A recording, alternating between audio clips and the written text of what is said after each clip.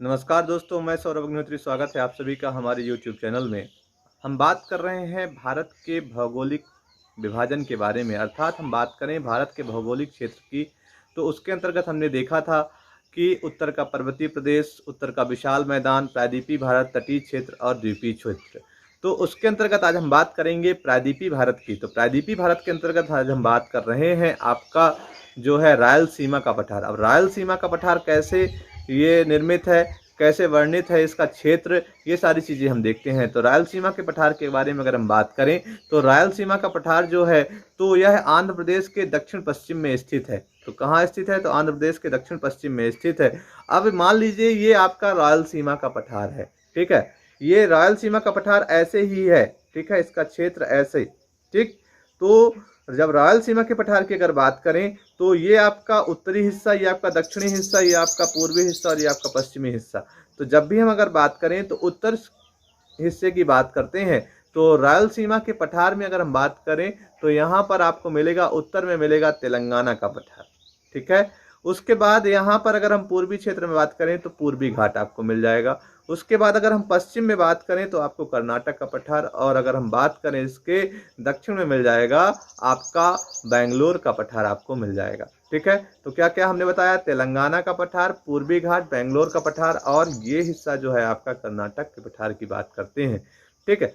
अब इसका निर्माण कब हुआ है? तो ये जो आपका तेलंगाना का पठार है इसका निर्माण हुआ है प्राचीन आर्कियन युग की संरचना से ये निर्मित है, ठीक है। अब प्राचीन आर्कियन युग की संरचना से निर्मित है तो यहाँ पर अपर्दन की प्रक्रिया निरंतर चलती जा रही है, जिसके कारण यहाँ पर संप्राय मैदान देखा गया। अर्थात इस प्रकार से क्वेश्चन पूछा जाए संप्राय मैदान का उदाहरण, तो आप कह सकते हैं रायलसीमा के पठार को आप बता सकते हैं। उसके अलावा रायलसीमा के पठार पर ग्रेनाइट और नीस की प्रधानता है, क्योंकि ये प्राचीन आर्कियन युग की संरचना से निर्मित है, अर्थात ग्रेनाइट और नीस की प्रधानता यहाँ पर देखी गई है। उसके अलावा यहाँ पर कडप्पा संरचना मुख्यतः पाई जाती है, ठीक है।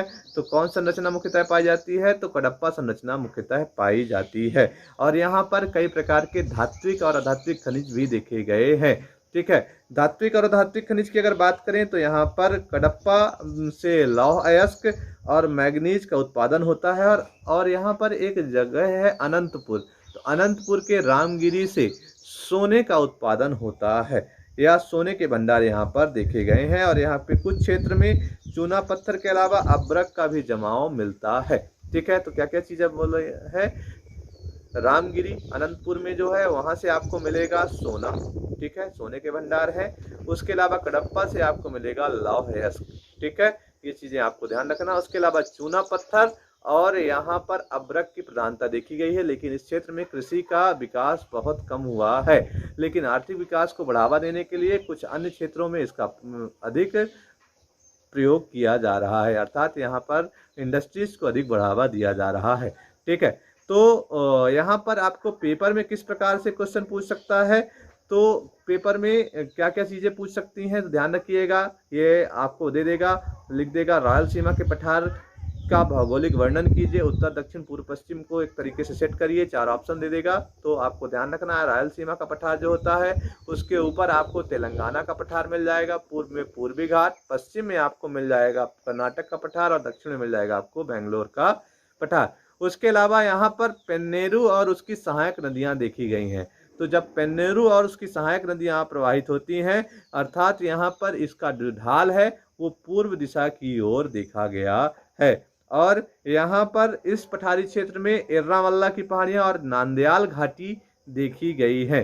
तो क्वेश्चन पूछ सकता है कि एर्रामल्ला की पहाड़ियाँ और नांदयाल घाटी किस पठार पर स्थित हैं? तो आपको ध्यान रखना है रायलसीमा के पठार पर स्थित है, और यह आंध्र प्रदेश के दक्षिण पश्चिमी क्षेत्र में स्थित है। कौन सा? आपका रायलसीमा का पठार, ठीक है। तो ये सारी चीज़ें आपको ध्यान रखना है। तो क्वेश्चन पूछ सकता है आपसे कि रामगिरी किस जिले में स्थित है, कडप्पा किस लिए प्रसिद्ध है? तो लौह अयस्क के लिए। रामगिरी सोने के भंडार देखे गए हैं, अनंतपुर में है, ठीक है। उसके अलावा आपका यहाँ पर पेन्नेरू नदी देखी गई है, और यहाँ पर किस क्रम की चट्टानों से निर्मित है, और यहाँ पर किस संरचना की प्रधानता, कडप्पा संरचना की प्रधानता अधिक देखी गई है। तो ये सारी चीज़ें महत्वपूर्ण है, इनको आप अच्छे से नोट कर लीजिए।